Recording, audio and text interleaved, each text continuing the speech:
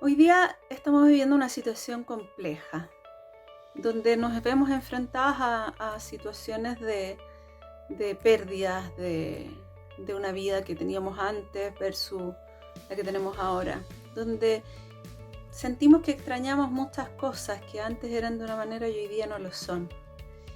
En una situación más compleja podríamos estar teniendo también de cerca muchas pérdidas de trabajo, pérdidas de situaciones de vida, de pareja, y también pérdidas en el sentido más triste, más profundo, que es la pérdida de un ser querido. Hoy día les quiero presentar a Nicole Chañó, psicóloga, experta en psicooncología y en manejo de duelo. Y ella nos viene a hablar de este tema, del duelo, un tema que es difícil, sensible, del que no nos gusta mucho hablar, pero que es necesario que enfrentemos y que veamos cómo Nicole nos da ciertos tips para poder enfrentar estas situaciones y reconocerlas. Les envío un abrazo a todos, les agradezco por estar acá y los invito a ver a Nicole. Hola, Hola Paula, ¿cómo estás? bien, Oye, sobreviviendo. bienvenida. Sí. Yo sobreviviendo con un tecito. Bienvenida a Reflexionándote, el espacio que he creado para poder tener conversaciones con mis amistades cercanas. Debemos decir que nosotros nos conocemos hace cuánto. Unos 8 años, 2008. Fines del 2008 yo llegué a 12 trabajar. años. Sí. Bueno, entonces como hemos tenido conversaciones bien interesantes nosotros en lo personal, en lo privado, me pareció que hoy día podía ser que compartiéramos estas experiencias, estas conversaciones con la gente que nos ve, nuestras amistades, en tus redes sociales, en las mías, y podamos compartir un poquito nuestros saberes. Oye, Perfecto. cuéntanos y cuéntale a quienes nos están viendo, ¿quién es Nicole? Bueno, Nicole Cheñó es mi nombre, esta identidad. Soy psicóloga clínica, psicooncóloga, terapeuta de duelo y hago clases hace muchos años en la universidad. Eh, Además dirijo el CEAPSI, que es el Centro de Estudios y Atención Psicológica de la Universidad de San Sebastián. Eh, eso soy. Y soy madre, De una dos feliz hombres. mujer, de dos hombres, de 15 y 13, 16 y 13. Wow. Preadolescente, adolescente. Y hoy día son la adolescencia tan adelantada, encuentro, ¿no? Sí. Los procesos, sí, Sí, sigue siendo una etapa difícil.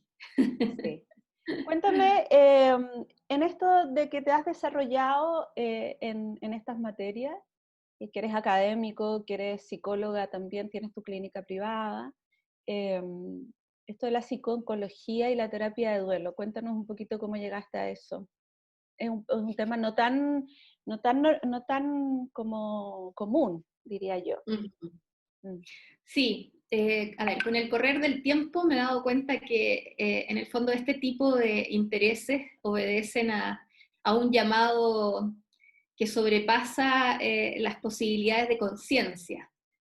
Me interesé por el tema de la muerte desde muy pequeña. ¿Ah? Yo recuerdo que tenía 8 años cuando me era muy fácil conectarme con la experiencia de muerte. Yo además tuve una experiencia de muerte en el momento del nacimiento. Estuve muy grave, estuve a punto de morir, se temía que tenía daño cerebral, un montón de secuelas de esa experiencia. Wow. Finalmente no ocurrió nada, pero dejó esa huella en mí, ¿ah? Muy conectada con la posibilidad de que este cuerpo no sea solo un cuerpo, y que en algún momento, así como llegamos, tengamos que partir. Esa inquietud, esa temática tan personal, creo que me fue abriendo al estudio primero de la psicooncología, con la intención de trabajar principalmente con personas que tuvieran un diagnóstico muy negativo, un pronóstico muy negativo, pero también abierta a ayudar a todos quienes están en las distintas etapas del cáncer, desde el comienzo del diagnóstico hasta el final. Y bueno, y además estudié terapia de duelo para saber específicamente técnicas, herramientas que me permitieran ayudar de mejor manera a los pacientes que habían perdido un ser querido, principalmente en ese enfoque. Así que ha sido un descubrimiento, la verdad, muy, muy significativo para mí, entender que tengo un propósito, ¿ah? Que tengo un propósito y que de alguna manera la psicología, que es mi disciplina original, ha ido enfocándose en específico al estudio de las formas de ayudar más desde ese propósito. Qué lindo lo que dices, eso del propósito, porque, porque en mi historia profesional también me he encontrado con mucha gente, me ha tocado acompañar mucha gente que le ha costado encontrar ese propósito, el para qué estoy aquí también. Y en ese sentido, ¿cuáles crees tú que han sido las principales competencias que te han ayudado a llegar a este momento de tu carrera también? Yo creo que la apertura a la experiencia. La apertura a la experiencia es clave, en términos de ir abriendo la mirada, desde una perspectiva primero muy científica respecto a la psicología, a ampliarme a una mirada más mística, más espiritual. Mi capacidad de flexibilizar, de aprender de las distintas experiencias, los desafíos, las dificultades que se han ido presentando y sacar el provecho de ellas. Y la perseverancia. He sido muy, muy estudiosa. Las cosas que me llaman la atención las estudio en profundidad, dedico muchas horas a estudiar, a obtener respuestas o a abrir nuevas preguntas. Creo que esa ha sido la clave. Wow. Oye, y hoy día estamos en una situación bien compleja, novedosa. Bueno, podríamos ponerle hartos adjetivos, nombres a esta situación de pandemia. ¿Dónde estabas cuando te comenzaste a enterar que esto venía? ¿Cuándo tomaste conciencia que esto nos venía, nos iba a llegar? A ver, estaba en plenas vacaciones cuando empecé a escuchar que los casos estaban aumentando severamente en China todavía, ¿ah?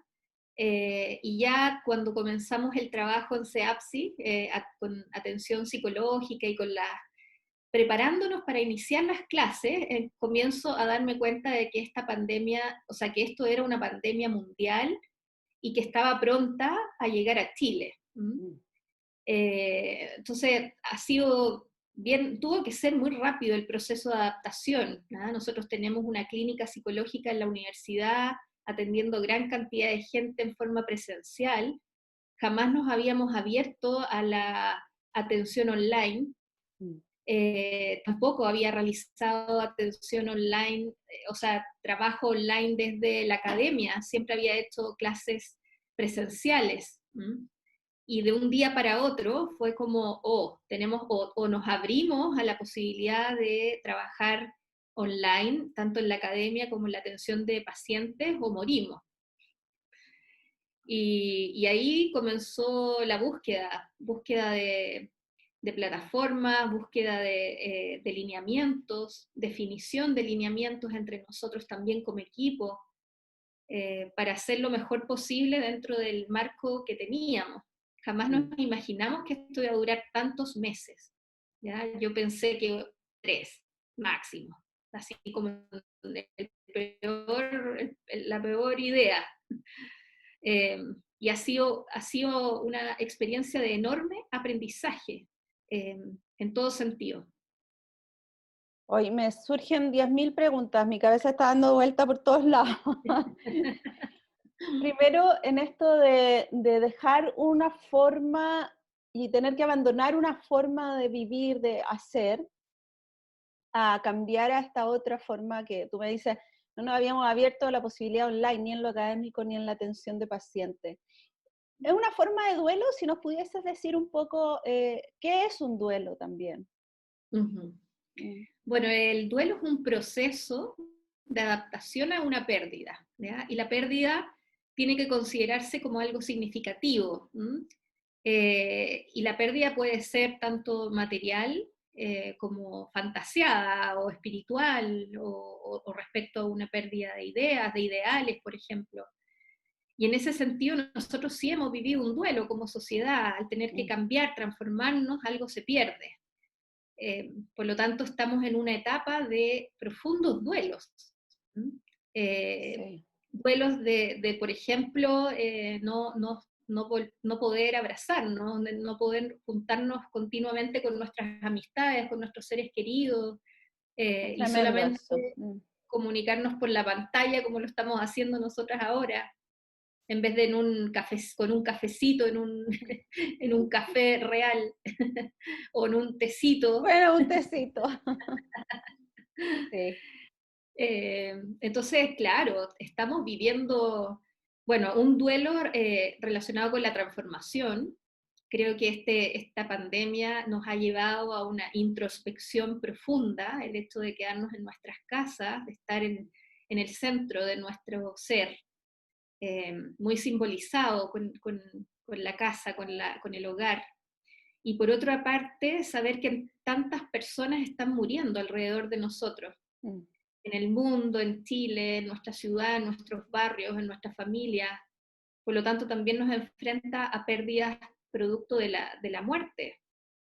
Sí, estamos De, en una situación de mucha vulnerabilidad emocional, bueno, también económica, también profesional, como en varios ámbitos de forma simultánea, porque probablemente, siento yo, muchas de estas cosas nos pasaban antes, pero separadamente, en etapas, en de a procesos, poco. pero hoy día es todo simultáneo, todo está sucediendo en forma simultánea. La transformación de mi quehacer habitual, de mi vida habitual, esa normalidad la tuve que abandonar en forma imprevista, rápida y encerrarme. Bueno, eso, mi hija, por ejemplo, me decía, mamá, esto es como estar en la guatita de la mamá, de nuevo, vamos a nacer todos de nuevo. ¿Se cortó? Ay, no sé. Ah, sí, dice internet inestable. A ver, voy a poner pausa para... ¿Después lo puedes No, editar o tenemos que empezar de nuevo? no, se edita. Se edita, ya, ya. Sí, no, entonces sigamos, en realidad. Pero soy yo, fíjate.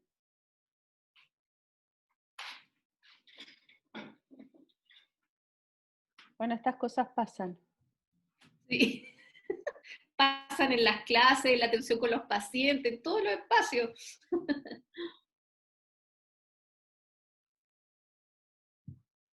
Sí, Mis estudiantes conocen toda mi casa, voy trasladándome de un lugar a otro para agarrar señal.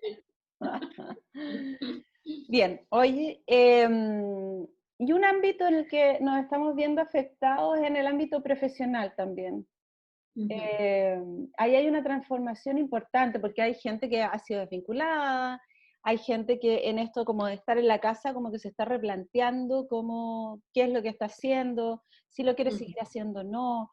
Entonces, ¿qué le podríamos recomendar a estas personas que están en este proceso de transformación profesional, bueno, personal, pero también profesional, y que probablemente lo están viviendo como una crisis vocacional, de intereses, que probablemente quieren hacer un cambio y no se atreven porque no es una buena época probablemente? Muchas cosas están pasando. Entonces, en este contexto, ¿qué les recomendarías tú a estas personas? Yo creo que los cambios que probablemente iban a ocurrir los próximos años se aceleraron. Esta situación tan crítica finalmente nos lleva a conectarnos con la esencia de lo que somos. Ya abandonamos el mundo externo o nos alejamos significativamente del mundo externo y nos metimos en lo que nosotros somos y en lo que queremos, en cómo nos visualizamos hacia el futuro. Entonces, probablemente esos cuestionamientos iban a llegar en algún momento y ahora se aceleraron los procesos y las personas estamos viendo que es ahora el cambio o lo voy a seguir, o lo voy a pasar mal o lo voy a seguir pasando mal. Hay muchas crisis vocacionales en estos momentos, que no solamente están relacionadas con la remuneración, que es un tema concreto que ha estado fallando últimamente, sino que darse cuenta de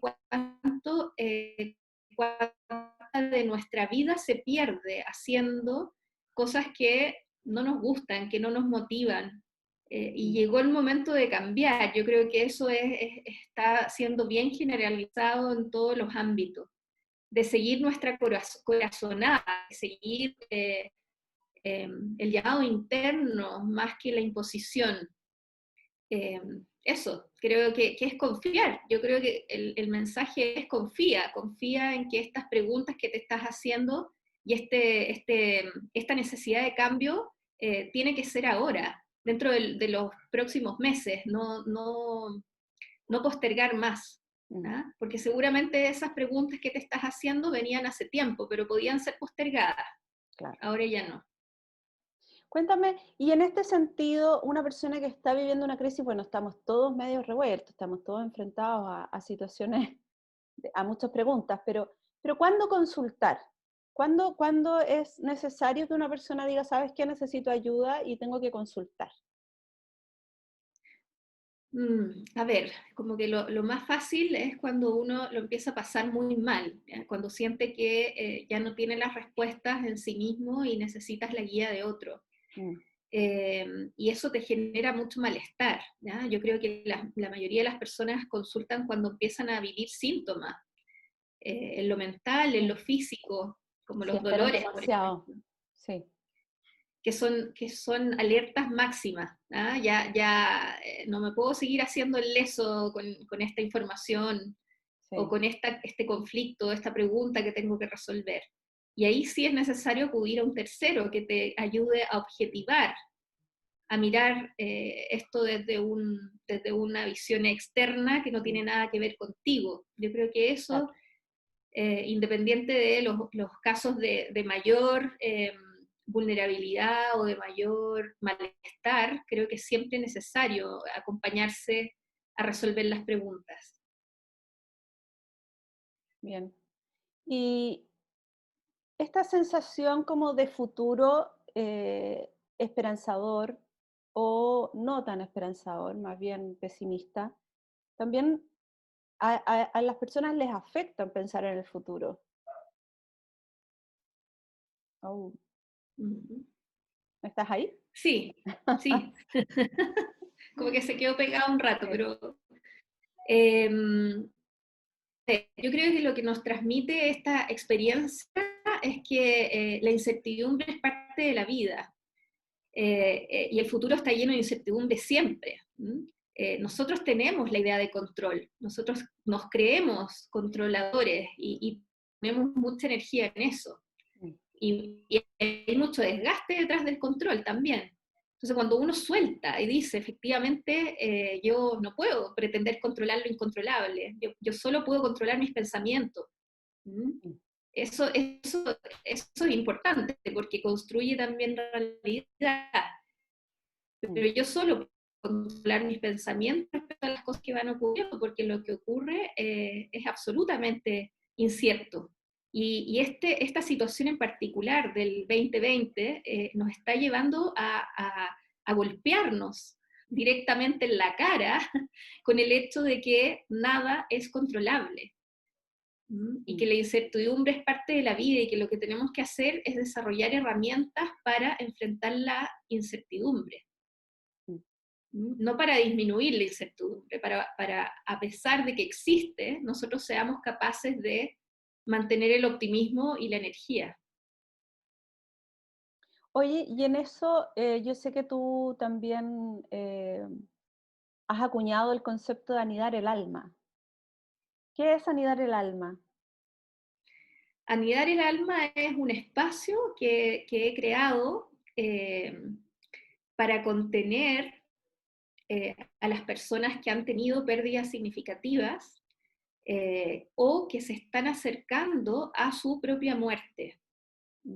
Ese es el objetivo directo de anidar el alma, y como objetivo secundario, que está muy relacionado con la muerte, es incorporar la muerte en la vida. Y ese sí que es un gran objetivo. ¿Por qué nos cuesta tanto hablar de la muerte? Porque a pesar de que es un tema en el cual vivimos, convivimos, porque vivimos sabiendo que vamos a morir en algún momento, ¿por qué nos cuesta tanto hablar de la muerte? Nos cuesta aquí, nos cuesta mucho en Occidente, porque en general tenemos un patrón de creencias basado en la materialidad. Y por lo tanto nos cuesta mucho imaginarnos un mundo que no sea material o que no sea explicable desde lo físico, biológico. Y eso ha impedido que nos comuniquemos, que nos conectemos con la experiencia más certera. Lo único cierto que tenemos en la vida es que en algún momento nos vamos a morir, que este cuerpo, esta identidad va a desaparecer. Pero a pesar de eso hemos creado, bueno, también a nivel mental hay una serie de mecanismos de defensa que nos protegen de la idea de desaparecer. Pero finalmente todo eso obstruye nuestra relación con la muerte, que debiera ser una relación mucho más natural. La muerte nos acompaña todo el tiempo. Aunque nosotros la relacionamos más con la adultez mayor, la muerte está a la vuelta de la esquina, nos puede tocar en cualquier momento y tenemos que estar listos para partir. Y ese es un trabajo personal que yo quiero acompañar, ¿no?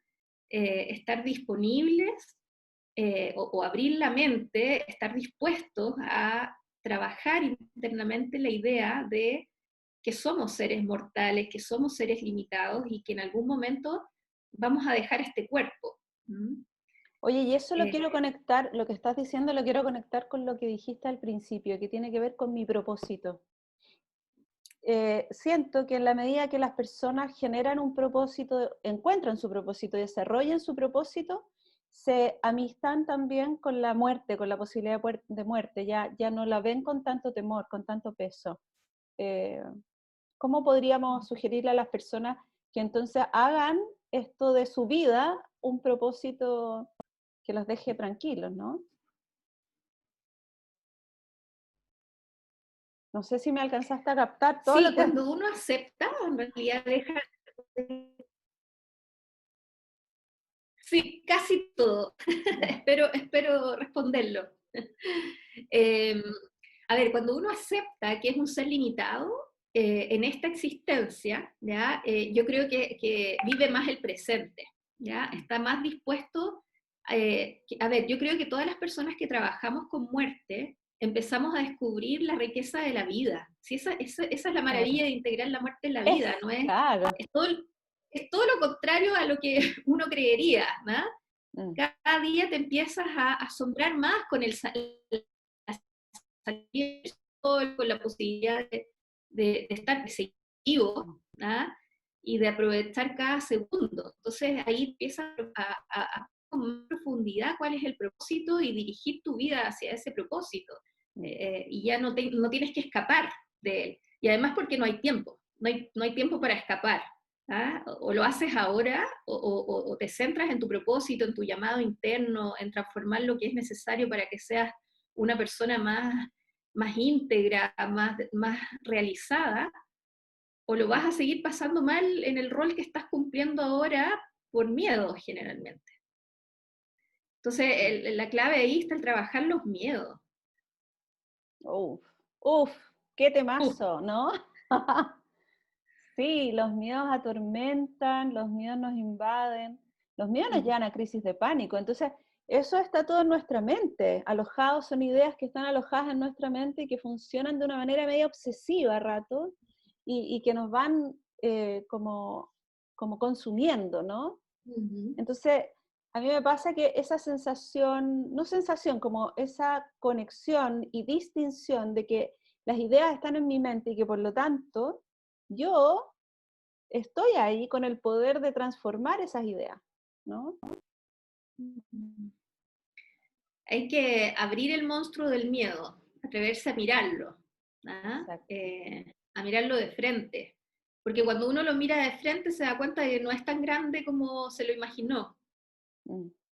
Y además empieza a surgir el poder dentro de uno para enfrentarlo. Va a decirle, mira, atrévete a ver si vas a provocar algo en mí. Claro, Hay unos cuentos de los niños que hablan de eso también, ¿no? Cómo enfrentar este monstruo que los niños a veces fantasean, ¿no? Es Sí. que esto tiene mucho que ver con la mirada de un niño. Cuando uno empieza a descubrir, por lo menos yo también me he ido metiendo mucho en las teorías orientales, en el budismo, por ejemplo, que te enseñan que la vida es mucho más simple de lo que nosotros creemos, y que hay que mantener esa mirada de asombro que mantiene un niño, ¿ah? Abierto a conocer todo y sin miedo, o quizás con algunos miedos que tienen que ver con lo aprendido.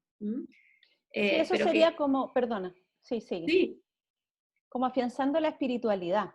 Eso, cuando tú comentas eso, hay un aspecto de la espiritualidad, habíamos hablado del propósito, pero también de la espiritualidad, desarrollar la espiritualidad que no tiene que ver con la religión. Uno puede elegir lo que quiera, pero el desarrollo de la espiritualidad en eso, ¿qué tan importante es entonces? es fundamental. Nosotros somos espíritu antes que cuerpo. Mm, Al trabajar con la muerte, creo que uno lo va percibiendo con mayor claridad. claro. Siempre saco, recuerdo a la Elizabeth Kubler-Ross, una Sí, psiquiatra, maravillosa. En la Rueda de la Vida, con su autobiografía, es maravillosa.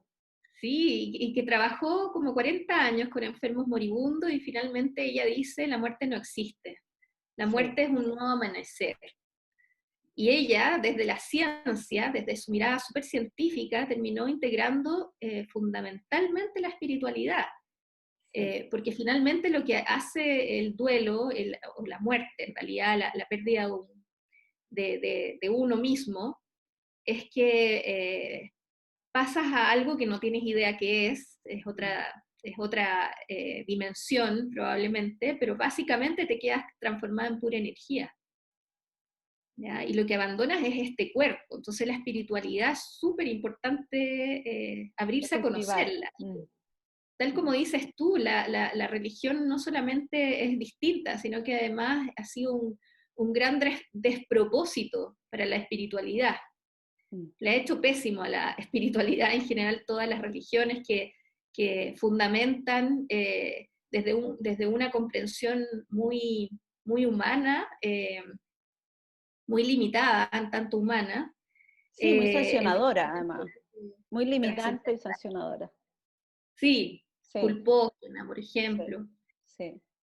Oye, Nicole, este tema qué maravilloso, me encanta, gracias por entregarnos todo esto, pero me gustaría, porque ya el tiempo se nos acaba, me gustaría que fuéramos haciendo como un poco un resumen, y que tiene que ver con esto de vivir la vida de una manera significativa, conectada con tu esencia, conectada con tu propósito, haciendo que la muerte en el fondo sea parte de tu vida, integrándola en tu vida como en la medida que yo soy,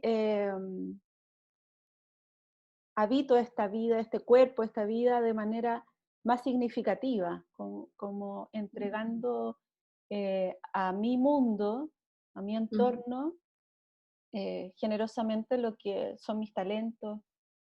Y, y hay un aspecto que me parece súper relevante, que también lo mencionaste, lo quiero rescatar, que es la confianza. Entonces, me gustaría que redondeáramos esto así como para los que nos están viendo y escuchando, como resumen. Sí, yo quisiera aludir como resumen a la enseñanza de la naturaleza. La planta confía en que va a tener todas las primaveras la fuerza necesaria para crecer, para estar fértil, para producir frutos, flores. No duda de su capacidad de creación.